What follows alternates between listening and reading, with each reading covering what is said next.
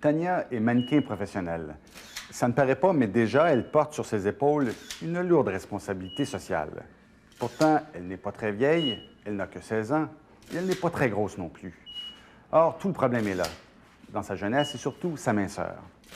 Comme tous les mannequins du monde, Tania est devenue le modèle idéal à imiter pour une jeunesse de plus en plus obsédée par la minceur. Des jeunes filles qui rêvent au corps de Tania vont se faire vomir dans les toilettes de leur école. Pire, elles vont aller jusqu'à jeûner pendant des jours entiers.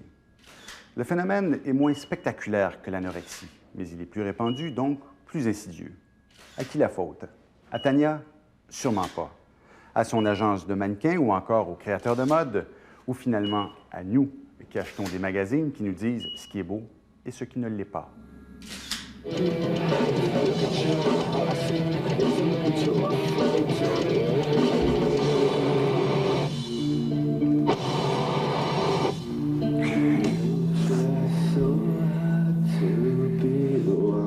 Combien de temps là, que tu fais de l'exercice aujourd'hui? Depuis 4 heures. Ça fait 1h20? Ouais. T'en fais combien de fois par semaine, comme ça? 5 fois. Tous les soirs d'école? Ouais. Des fois, le samedi matin aussi. Nous sommes à Warwick, dans les Bois-Francs. Ici, comme ailleurs au Québec, les jeunes filles sont plus que jamais obsédées par la minceur. Au niveau des infirmières, c'est une de leurs premières tâches, c'est la prévention. Claudette Langlois se sent débordée par l'ampleur du phénomène. Elle est la seule infirmière pour les 5000 élèves du secondaire de la région. Elle manque de temps et de moyens. Les étudiantes, ils se pèsent à tous les matins et certaines peuvent se peser plusieurs fois par jour. Ils sont comme esclaves de la balance, là. Depuis 2-3 ans, dans les écoles, on remarque qu'il y en a beaucoup plus. Leur grande peur, c'est de prendre du poids. Elles sont quoi? C'est une obsession? Oui, ça devient obsessif, prendre du poids. Ils mesurent tout ce qu'ils mangent, ils calculent qu'est-ce qu'ils mangent et tout ça. Si on prend un petit peu de poids, si on monte sur la balance, on va faire plus d'exercice par après.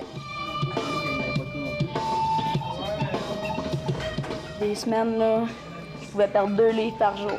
J'étais capable de me rendre à perdre 2 livres par jour. Comment tu faisais ça? C'est en arrêtant de manger, c'est bien facile. Quand tu bois de l'eau pendant 2-3 jours d'affilée, là, il n'y a rien qui rentre dans l'organisme.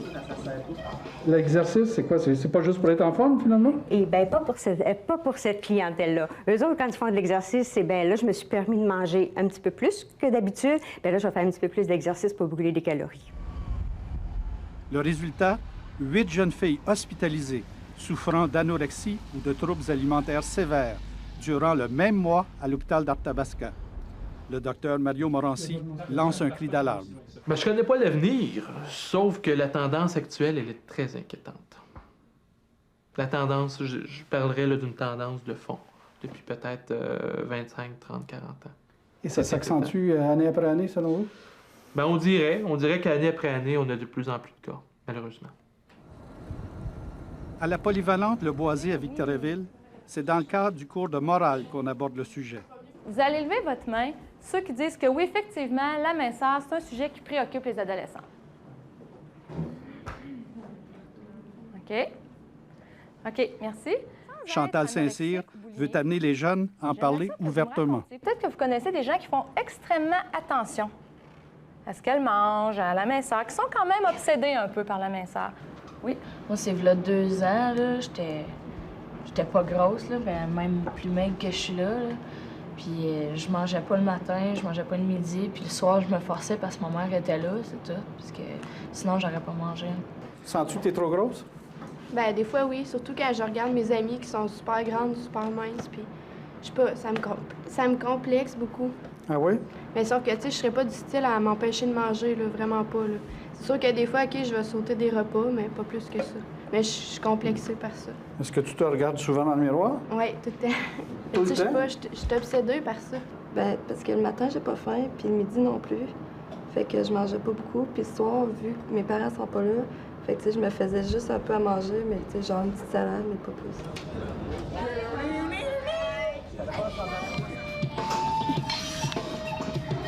Karine, 15 ans, mange aujourd'hui ses 3 repas par jour. Pendant 5 ans, elle a été victime de son obsession. Elle était au bord de l'anorexie. Ah oui, tu te sentais faible? Mais oui. Tu sentais quoi? Tu T'avais veux, plus veux d'énergie? pas, là, quand tu as mangé un repas dans ta journée, puis là, tu vas t'entraîner comme une malade pendant 1h30, 2 heures, là. À un moment donné, tu t'en viens blême. Je pense que même si tu manges tes 3 repas par jour, mais tu as dans la tête de tout le temps vouloir maigrir, puis tout le temps à penser rien qu'à ça, puis à être fixé là-dessus, tu es anorexique quand même. Je pense que tu peux être anorexique psychologiquement. C'est sûr que les manifestations principales sont lors de l'adolescence, mais ce qu'on comprend, c'est que c'est un phénomène qui se prépare, même en plus jeune âge, même à l'école primaire, ce qui me paraît extrêmement inquiétant. Qu'est-ce qu'elle fait? Qu'est-ce qu'elle fait? Elle mange-tu? Elle se nourrit-tu? Tu regardes dans le frigidaire, il me semble que ça baisse pas. Oh, j'ai mangé tout à l'heure, je suis allée manger chez un copain, nanana. C'est-tu vrai? Tu sais-tu? Tu sais pas. Quand j'en ai parlé ouvertement avec... là, chez le psychiatre avec elle, là, c'est à ce moment-là que ça comme... Là, on va aider quelque chose à un moment donné, à quelque part. Ah, Marianne en arrière. Oui, entre. Salut. Et depuis qu'elle mange 3 fois par jour, elle a perdu du poids. À cause de l'exercice, ça? Il y a de l'exercice, puis qu'elle fasse tout le temps. Puis le fait de manger 3 fois par jour, elle a plus de rage de bouffe. Mais qu'est-ce que vous disiez à vous-même là, pour vous culpabiliser? Là? Ben, j'ai pas été là assez souvent. J'ai pas été avec elle assez souvent pour la suivre, savoir qu'est-ce qu'elle faisait, nanana, tout ça. Peut-être pas assez encadrée. Je devrais travailler moins, je devrais être plus souvent là. Es-tu toi aussi un peu obsédé par la minceur, par le poids? Ben ouais. D'habitude, je mange le soir en arrivant de l'école. Tu manges d'habitude un seul repas par jour? Oui. Pourquoi? Parce que tu veux pas être grosse? Ben, il y a 2 raisons. Au début, je commençais, je me regardais tout le temps dans le miroir. Là, je me disais, oh non, j'ai pris du poids aujourd'hui. Puis à cette heure, ben, il y a cette raison-là, mais il y a aussi à cause... tu sais, la faim, elle me vient plus, là, à force de moins manger. À un moment donné, t'as plus faim, là. Aussitôt que je prends un livre de plus, là, ça... Tu sais, ça me met à capoter, puis... Là, je sais que j'ai pris 7 livres de plus, là, puis... Tu sais, je veux y reperdre, là, c'est 7 livres-là. Fait que ça se peut que j'aille m'entraîner avec eux autres le soir, là, tu sais. Perdre un peu de poids, puis... Ouais, mais c'est sûr que si tu t'entraînes, puis que tu manges un repas par jour, là, ton rendement sera pas meilleur, il va être pire encore. Là, tu pèses combien? Hein? 120. Tu mesures combien? 5 pieds 5.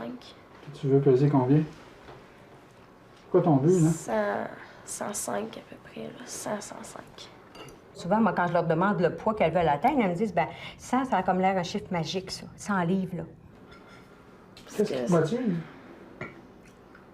Mais tu sais, dans le fond, je voudrais d'être belle, là. Tu sais, d'avoir la minceur. J'aimerais ça, je sais pas. Une chose que j'aimerais, tu sais. Tu te promènes dans la rue, le monde, tu sais, tu sais ça comment qui est belle et mince, tu sais. Là, tu te trouves grosse, là? Là, je trouve que j'ai engraissé comparé à avant. Peux-tu te lever pour voir? Tu te trouves grosse, toi? Ben, C'est énorme.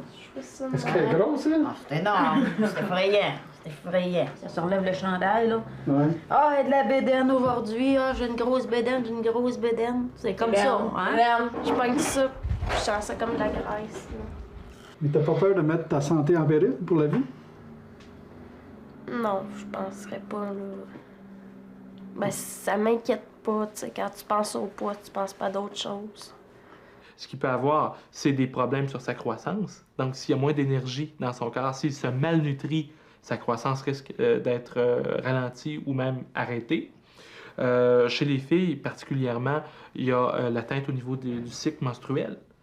Puis ça, c'est quelque chose d'extrêmement important parce qu'on sait très bien que chez la femme, le cycle menstruel permet la sécrétion des estrogènes, OK, et de la progestérone. Et les hormones sexuelles chez la femme permettent la solidification des os. Donc, c'est d'éviter l'ostéoporose. Et on sait très bien que durant l'adolescence, c'est une période clé, justement, pour l'organisation des os, la calcification des os, tout ça. Le matin, j'ai vu de la graisse comme à chaque matin. Tu t'es regardé ce matin, là, tu t'es trouvée grosse. Oui. Puis, Je suis revenue de l'école, il était peut-être 10h25, puis je me suis encore regardée, là. Après ça, je montais dans ma chambre, je me suis regardée, je me suis couchée. En me relevant, je me suis encore regardée, je me regarde tout le temps. Est-ce que c'est plus de souffrance, de détresse psychologique, alliée avec des habitudes de vie qui sont plus difficiles, qui sont moins saines? Est-ce que c'est que les modèles de minceurs sont de plus en plus et encore plus admirés et omniprésents dans les médias? J'ai l'impression que ça doit être un mélange de tout ça. Comme l'année passée, j'ai doublé mon secondaire 1, là, ça m'a dérangé, mais j'ai jamais dit à personne que c'était pour ça. J'ai dit, c'est parce que je me forçais pas, ça me tentait pas, mais dans le fond, je me force. T'sais. Mais pourquoi tu peux pas te concentrer? Tu es tellement obsédé par ton problème de minceur que tu n'as plus d'énergie? Non, c'est ça, tu sais, je suis pas capable de réfléchir, je m'endors sur ce que le prof dit, tellement, tu sais, je suis pas là. Alors, elle me dit, ben, prendre des pilules, mais je dis, je suis pas capable. Es-tu prête à mourir plutôt que d'être grosse?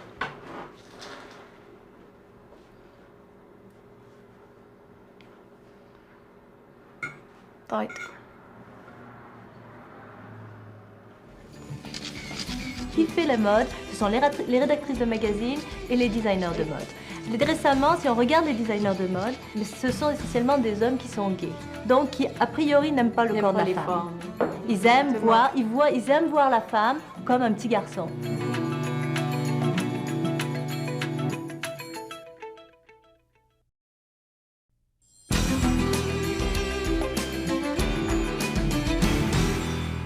La société elle-même nous pousse à ressembler à ces brindilles. Ainsi, dans les magazines, à la télé et même sur les affiches, on nous montre des allumettes, c'est-à-dire des filles qui donneraient leur peau pour montrer leurs os. Ces filles sont une trop grande minceur. On dirait qu'elles sont en train de fondre sous nos yeux. Elles n'ont aucune expression dans les yeux. Leurs côtes pointent sous leur peau. Leurs bras sont décharnés. Elles n'ont que la peau sur les os. Ces deux étudiantes ont écrit leur texte dans le cadre d'un concours sur le thème de l'obsession de la minceur. À l'école secondaire Le Prélude à Mascouche, la résistance s'organise. On a mis sur pied un projet pilote. Bien dans sa tête, bien dans sa peau. Dans un corridor, une enseignante a monté une vitrine.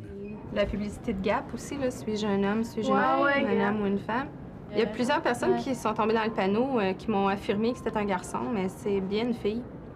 Ce qu'on veut faire avec le projet Bien dans sa tête, bien dans sa peau, on veut avoir des petits missionnaires un peu partout dans l'école.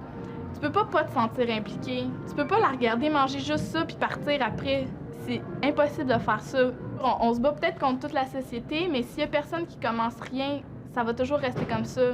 Mais déjà, en partant, il faut que ça commence à quelque part. Puis s'il faut que ça commence ici, bien que ça commence ici. Puis si ça prend du temps, bien ça prendra le temps qu'il faut, t'sais. Les mannequins influencent la société moralement. Elles sont poussées par leurs agents à être les plus maigres possibles et le monde de la mode les trouve belles ainsi. On peut donc dire que les mannequins exercent une bien mauvaise influence sur les jeunes. Nos adolescentes accusent.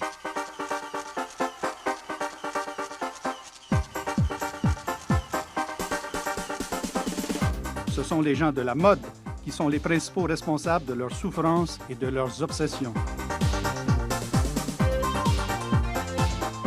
Folio, c'est une agence de mannequins à Montréal. Ici, on refuse de prendre tout le blâme. On est accusé depuis longtemps, puis on en a un peu marre d'être accusé parce qu'on n'est pas le seul responsable, à mon avis, de ce fait-là. Il y a 2-3 ans, il y a eu une tendance vraiment de minceur extrême dans la mode. Et heureusement, on s'en sort. Alors c'est pour ça qu'entendre parler encore de ça, ça m'énerve un peu. Le métier de mannequin, par essence, depuis le début, et une femme doit être plus mince que la normale. Je pense pas que ça soit juste la mode. Je pense qu'il y a d'autres phénomènes que la mode qui les rendent obsessionnels. Les hanches, est-ce que c'est important pour une femme? Non. Non? Pas obligé d'avoir de hanches? Ben ouais. À l'école Le Prélude de Mascouche, on prépare les jeunes à exercer leur sens critique. Il y en a qui me disent que... Trouvez-vous qu'elle est grosse? Non. Elle est vraiment pas grosse, Kate Moss. Donc, quand elle lève ses bras comme ça, fort probable qu'on voit ses côtes. Mais si vous voyez sur la photo, là, les côtes, ils apparaissent pas. OK? Ça, c'est la magie de l'ordinateur. Alors, les côtes ont été retravaillées. Plus de 1000 jeunes ont répondu à un long questionnaire sur leurs habitudes de vie et sur leurs préoccupations. Il n'y a pas que le milieu de la mode qu'il faut mettre au banc des accusés. Ça, c'est celle de droite. OK, c'est La diététiste Lynn Mongeau a mené une enquête approfondie ici. Les parents ont une influence très, très importante. On a juste à s'imaginer, là, l'adolescente là, qui arrive à 12-13 ans, qui est en puberté, son corps à elle, il s'arrondit, son pourcentage de graisse augmente pas mal. Puis ce qu'elle a comme modèle, c'est une mère qui ne s'accepte pas. Fait que ce qu'elle fait, c'est qu'elle développe le même modèle qu'elle a devant les yeux, qui est sa mère, puis par ailleurs, qui est le modèle social. Ce qu'on a constaté ici, c'est qu'un père qui fait des commentaires négatifs à son enfant par rapport à son poids, par rapport à son corps, on voit encore là une augmentation très forte sur la fréquence de recours à la perte de poids.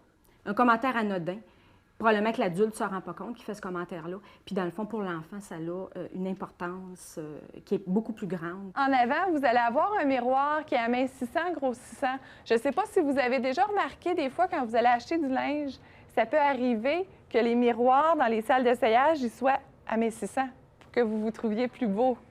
L'enquête révèle une triste réalité.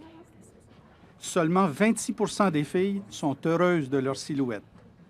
52 d'entre elles veulent changer de une ou de deux physionomies. Puis là, faut quasiment avoir la peau ses os pour être belle à cette heure, tu sais. Fait que moi, je me trouve, tu sais, faut quasiment dire, il y en a là, qui se trouvent super grosses, là, puis sont toutes minces, là. Tu sais, moi, je suis quoi, un éléphant, là? Ce qu'on voit finalement, c'est que 14 veulent ressembler à la physionomie numéro 2. C'est une silhouette pré-anorexique. Elle est maigre, là, presque squelettique. Ça veut dire que l'idéal qui se font de la beauté est extrême. Puis c'est simple, ça reflète ce qu'on voit dans les revues, là. L'image parfaite est maintenant blême, cernée et sans aucune rondeur. La recherche de la perfection les consume. Elles ne connaissent plus de limites. Le matin, je mangeais pas. J'allais à mes castings toute la journée, je mangeais pas. J'arrivais le soir, puis je mangeais une coupe d'œufs. Puis c'est vraiment parce qu'ils te le mettent tellement dans la tête, t'es grosse, puis tu vois les autres filles qui sont comme anorexiques, puis ça... Dès que le tour de hanche fait plus que 89-90 cm, il panique. Peut-être est-ce une mode morbide tant qu'à moi. À place de valoriser leur forme, on valorise leurs os. Les jeunes filles lisent les revues, regardent les défilés, en se comparant aux modèles. Et on se demande pourquoi les adolescentes sont complexées. Même Barbie le serait. Qui fait la mode, ce sont les rédactrices de magazines et les designers de mode. Récemment, si on regarde les designers de mode, ce sont essentiellement, je suis désolée de le dire, mais ce sont essentiellement des hommes qui sont gays. Donc, qui, a priori, n'aiment pas le corps de la femme. Ils aiment voir la femme comme un petit garçon. Et où est-ce qu'on retrouve le corps du petit garçon? C'est dans l'adolescente qui est très mince. Les grands noms de la mode, Calvin Klein, Tommy Hilfiger, Gap, exercent un impact considérable sur les jeunes. Ce sont eux qui dictent que la minceur, c'est le look de notre fin de siècle. C'est quelques dizaines d'individus qui font souffrir des millions et des millions de femmes? Des top designers. Les top designers et les rédactrices ou rédacteurs en chef de grands magazines qui vont décider que la tendance cette année, c'est ça, c'est telle couleur, c'est telle forme, c'est telle grandeur. Et tout le monde suit. Qu'est-ce qu'il faut faire pour atteindre cette minceur-là souhaitée, là? Ben, il faut manger moins. Manger moins de sucre, manger moins d'affaires qui sont pas bonnes. Dans les cantines scolaires, on va leur donner de la friture, des pogos, de la poutine, des poêles de pizza. C'est pas une alimentation saine. Alors qu'est-ce qui se passe? Les enfants, quand ils sont petits, on leur dit « Oh, il est mignon, il est rond et tout », on dit rien. Sauf qu'une jeune fille à l'adolescence, d'un seul coup, cette alimentation va agir sur son corps. À Victoriaville, le mets de choix des élèves, des frites, du fromage et de la sauce brune. On est prêt à attendre longtemps pour une poutine pendant que le pâté chinois refroidit. Difficile d'offrir mieux dans les cantines d'école, alors qu'à Mascouche, les élèves se bousculent le midi pour trouver une place chez le roi du hamburger. Des spéciaux difficiles à battre. On a un problème d'incohérence dans les messages. C'est qu'on fait de l'éducation en nutrition dans les classes, on va expliquer c'est quoi bien manger. Puis les jeunes descendent, s'en vont en cafétéria scolaire le midi, puis qu'est-ce qu'on leur offre? De la poutine, des grilled cheese au pain blanc, un peu brûlé ses bords, ou bon, des légumes tout fanés, pas appétissants du tout, de la laitue, passée de date. Parce qu'il y a des considérations financières qui font qu'on veut que ça coûte très peu cher. Julie, quand je l'ai eue, quand elle a commencé, on lui a fait faire des photos extrêmement photogéniques. Son problème, c'était son corps. Et j'ai dit à Julie, Julie, qu'est-ce que tu manges? C'était quoi ton alimentation? Je mangeais rien de bon. J'aimais beaucoup le fast-food, puis du coke, j'en buvais comme 5 cannes par jour. J'étais vraiment là, une addiction du sucre. Je lui dis, Julie, tu arrêtes de boire déjà. Supprime le coke. Déjà, ça va être déjà énorme. Mais là, j'ai appris que tu manges bien, puis ton corps resté, tout marche bien. Quand j'étais, disons, beaucoup plus préoccupée qu'avant, j'étais plus ronde. Et puis, j'étais malheureuse. Et puis, depuis que j'ai fait une coupure et puis que je me suis dit, je ne m'en fais plus, l'alimentation, bon, on mange pour vivre, on ne peut pas s'en sortir. Depuis que j'ai changé ma façon de penser par rapport à ça, j'ai perdu du poids, sans même, juste en mangeant quand j'ai faim, ce dont j'ai envie. J'ai perdu du poids. Avoir plus d'activité.